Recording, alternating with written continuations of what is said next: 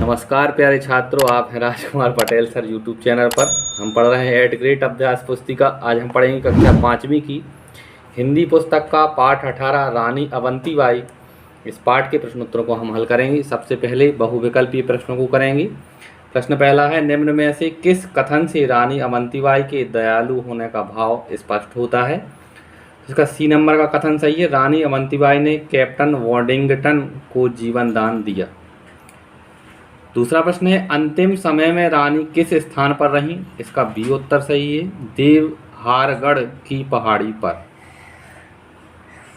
प्रश्न तीसरा है, अंग्रेजों ने विक्रमाजीत को गद्दी से उतारा क्योंकि? इसका बी विकल्प सही है, वे बहुत छोटे थे। बी विकल्प को हम सही करेंगे। प्रश्न क्रमांक चौथा है, वह अच्छा आदमी है, इसमें प्रयुक्त अच्छा शब्द कौन सी विशेषता बताता है? तो वह बी विकल्प इसका सही होगा, गुण संबंधी। चौथे प्रश्न का बी विकल्प सही होगा। पांचवा प्रश्न है, हस्तलिखित शब्द का अर्थ है। तो हस्तलिखित शब्द का अर्थ होता है हाथ से लिखा। बी विकल्प को हम सही करेंगे। आगे है, नीचे दिए गए शब्दों में से उचित शब्द चुनकर रिक्त स्थानों की पूर्ति कीजिए। यहाँ कुछ शब्द दिए हैं, इन शब्दों की सहायता से हमें खाली स्थानों को पूरा करना है। प्रश्न छठवां है, रानी अवंतीबाई का विश्वस्त दूत, कवि और लोक गायक खालिस्तान था। तो खालिस्तान में भरेंगे हम मदन भट्ट। ये जो है ये मदन भट्ट लिखा है, हमने यहाँ नंबर भी डाला है 6 नंबर पे, मदन भट्ट। सातवां प्रश्न है, भय का विलोम शब्द खालिस्तान है। तो भय का विलोम अभय होता है, इसको में भरेंगे हम अभय। आठवां प्रश्न है, बाबा थानसेन खालिस्तान की गाथा सुना रही थी। तो इसका उत्तर है रानी अवंतीबाई की। खालिस्तान में लिखेंगे रानी अवंतीबाई। नौवां प्रश्न है, अवंतीबाई ने करारा वार किया। इस परिप्रेक्ष्य में करारा शब्द के स्थान पर खालिस्तान शब्द का प्रयोग हो सकता है। तो करारा शब्द के स्थान पर हम जोरदार शब्द का भी प्रयोग कर सकते हैं। खालिस्तान में लिखेंगे जोरदार। 10वां प्रश्न है, गांव की चौपाल पर खालिस्तान की धुन गूंज रही थी। तो खालिस्तान में लिखेंगे हम आल्हा। आला की धुन गांव की चौपाल पर गूंज रही थी। आगे अति लघुत्तरीय प्रश्न है। प्रश्न क्रमांक 11वां है, सूरमा शब्द का अर्थ लिखिए। छात्रों, सूरमा शब्द का अर्थ होता है वीर। यहाँ लिखेंगे हम वीर। 12वां प्रश्न, रामगढ़ की रानी अवंतीबाई की कहानी कौन सुना रहा था? इसका उत्तर है बाबा थानसेन सुना रहे थे कहानी। 13वां प्रश्न है, शब्दों को उचित क्रम में रखकर सही वाक्य बनाइए। गए मौन हो इतना बाबा थानसेन कहकर, इसका हम सही वाक्य बनाएंगे, इतना कहकर बाबा थानसेन मौन हो गए। ये सही वाक्य होगा। 14वां प्रश्न है, गांव में संध्या के समय जहां कई लोग एकत्रित होकर बैठते हैं उस स्थान को क्या कहते हैं? तो उस स्थान को हम चौपाल कहते हैं। यहाँ लिखेंगे हम चौपाल। आगे है लघुत्तरीय प्रश्न। प्रश्न क्रमांक 15वां, रानी टीला क्यों प्रसिद्ध है? इसका उत्तर है, देवहारगढ़ की पहाड़ी पर ही रानी अवंतीबाई की चिता को अग्नि दी गई। उनके साथियों ने पत्थरों का एक स्मारक बनाकर उन्हें अपनी श्रद्धांजलि दी।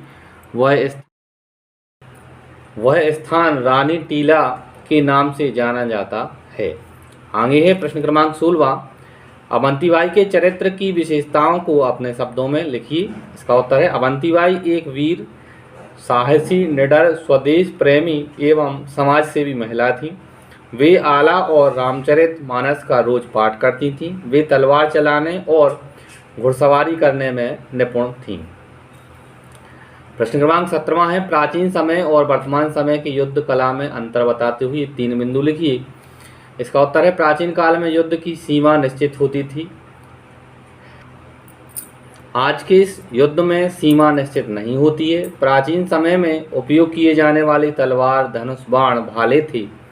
आज इनकी जगह मिसाइल, रॉकेट, बंदूक, परमाणु हथियारों ने ले ली है। प्रश्न क्रमांक 18वां, हृदय जीत लेना मुहावरे का अर्थ लिखकर वाक्य में प्रयोग कीजिए। हृदय जीत लेना मुहावरे का अर्थ होता है खुश कर देना। वाक्य में प्रयोग लिखा हमने, रानी ने अपने व्यवहार से राजा और प्रजा का हृदय जीत लिया। आगे दीर्घोत्तरीय प्रश्न है। प्रश्न क्रमांक 19वां है, रानी अवंतीबाई के बलिदान की कहानी अपने शब्दों में लिखिए। इसका उत्तर है, रामगढ़ की रानी अवंतीबाई बहुत बहादुर थी। उनके पति विक्रमाजीत को अंग्रेजों ने अल्पवयस्क बताकर राजगद्दी से हटा दिया। इस दुख के कारण उनका निधन हो गया। फिर रानी अवंतीबाई ने अंग्रेजों से बदला लेने की ठानी और उन्होंने अंग्रेजों को बाहर निकाल स्वयं शासन किया। अंग्रेजों से युद्ध करते समय उन्हें एक गोली पैर में लग गई, लेकिन वे अंग्रेजों की बंदी नहीं बनना चाहती थीं, इसलिए उन्हें स्वयं कटार घोंपकर अपनी जीवन लीला समाप्त कर ली और वीरगति को प्राप्त हो गई। आगे है 20वां प्रश्न, किसी भी वीर या वीरांगना पर 8 से 10 वाक्य लिखिए। हमने यहाँ रानी लक्ष्मीबाई के से संबंधित 8 वाक्यों को लिखा। पहला है, रानी लक्ष्मीबाई एक महान वीरांगना थी। दूसरा है, उनका जन्म 19 नवंबर 1828 को वाराणसी में हुआ था। उनके बचपन का नाम मणिकर्णिका था, लेकिन प्यार से मनु कहा जाता था। उनके पिता का नाम मोरोपंत तांबे और माता का नाम भागीरथी बाई था। 5वीं लाइन हमने यहाँ लिखा, रानी लक्ष्मीबाई बचपन से ही युद्ध कला में निपुण थी। 6वीं लाइन, अंग्रेजों को सबक सिखाने के लिए उन्होंने मैं झांसी नहीं दूंगी यह घोषणा की। 7वीं लाइन है, वह बहुत तेज, चतुर और शस्त्र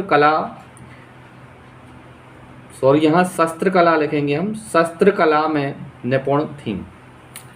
8वीं लाइन है, उन्होंने 1857 के स्वतंत्रता संग्राम में अहम योगदान दिया था।